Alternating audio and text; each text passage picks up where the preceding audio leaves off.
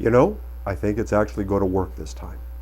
This is now the fifth shot at recording this gosh darn blogcast, but I think we got it covered. We have sound, we have video.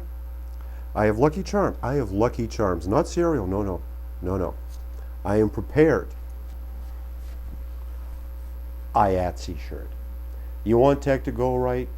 You wear your IATSE shirt. Second Lucky Charm. You know what the real secret of doing a good blogcast is?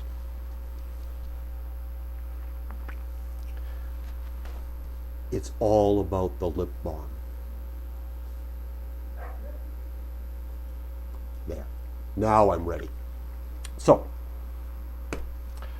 welcome to the first episode of A Book and a Martini. This is a martini. This is a book. Cheers. For this, a series that I'm hoping I'm going to be able to do weekly on By the Book Reviews, Doc Blood's blog. Jeez, man. On buythebookreviews.blogspot.com. How can you tell I don't drink much anymore? Anyway, I don't want to talk about brand new books. I'd rather talk about books and writers that have a bit of history to them. Because really, how do you judge a new book unless you know the background, unless you know the great writers of the past? So, for the first one, Dorothy Parker. Dorothy Parker was born in 1897, died 1967. She lived to 70, but it wasn't for want of trying. She had more suicide attempts than you and I have had hot dinners in all likelihood. She had terrible luck at love. Two of her husbands were suicides. I guess she wasn't the easiest person to live with. Her father committed suicide. But there's a really interesting thing about very, very funny people, and for my money, Dorothy Parker was the funniest. I was going to say woman writer, but that would be sexist. She might well be the funniest writer in history, because people who managed to live through depression the only way of doing that really is appreciating the funny side of life.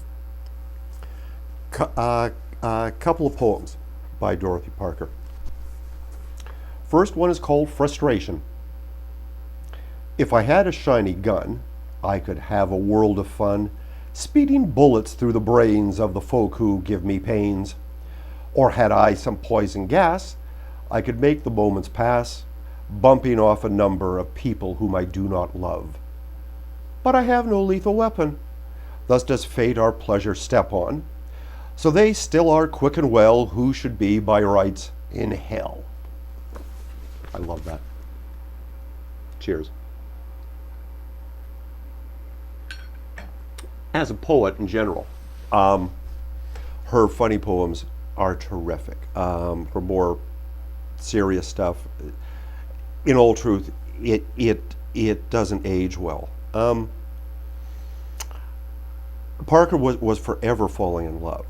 And even the ones who didn't die and ended up treating her terribly, frankly, leaving her in the worst possible ways, running off, having affairs, with young girls and so forth.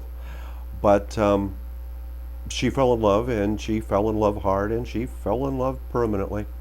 She never really got over any of these, which is the second poem called Healed. Oh, when I flung my heart away, the year was at its fall. I saw my dear the other day beside a flowering wall, and this was all I had to say. I thought that he was tall. The other thing about her was that, and really why I chose her for this first edition of A Book and a Martini, is that I think Dorothy Parker was the greatest book reviewer who ever lived. Frankly, it's not even close.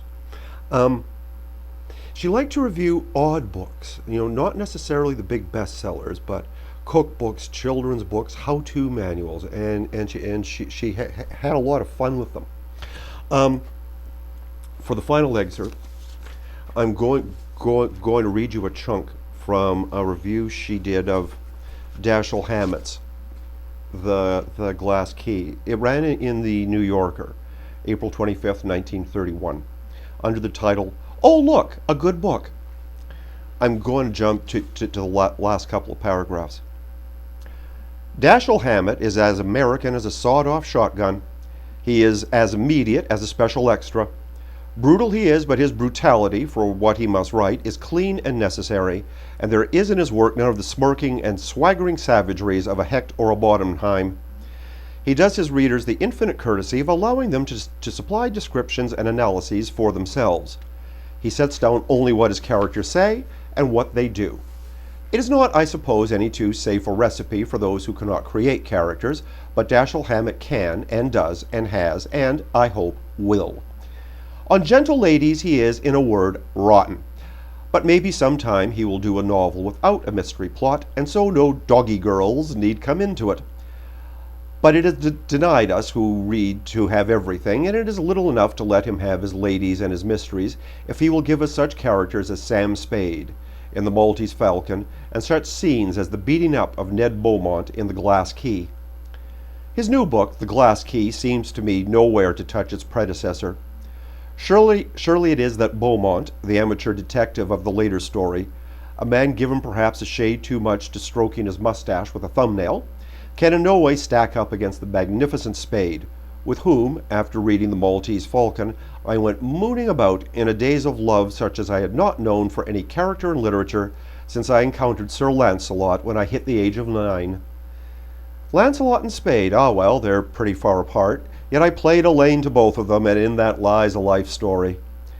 The new book, or indeed any new book, has to figure to stand near Sam Spade, but maybe all the matter is not there. For I thought that in The Glass Key Mr. Hammett seemed a little weary, a little short of spontaneous, a little dogged about his simplicity of style, a little determined to make startling the ordering of his brief sentences, a little concerned with having his conclusion approach the toughness of the superb last scene of The Maltese Falcon. But all that is not to say that The Glass Key is not a good book and an enthralling one, and the best you have read since The Maltese Falcon. And if you didn't read that, this is the swiftest book you've ever read in your life. Now that's how you write a review. If you'd like to know more about Dorothy Parker and the other writers of the 1920s, 1930s, and so forth, I really enjoyed this one. It's called Bobbed Hair and Bathtub Gin. Principally about women writers in the 20s, Dorothy, Edna St., Vincent Millay. I have a dog. You're hearing her in the background. And a bunch of others. So there's our first episode. I appreciate your comments.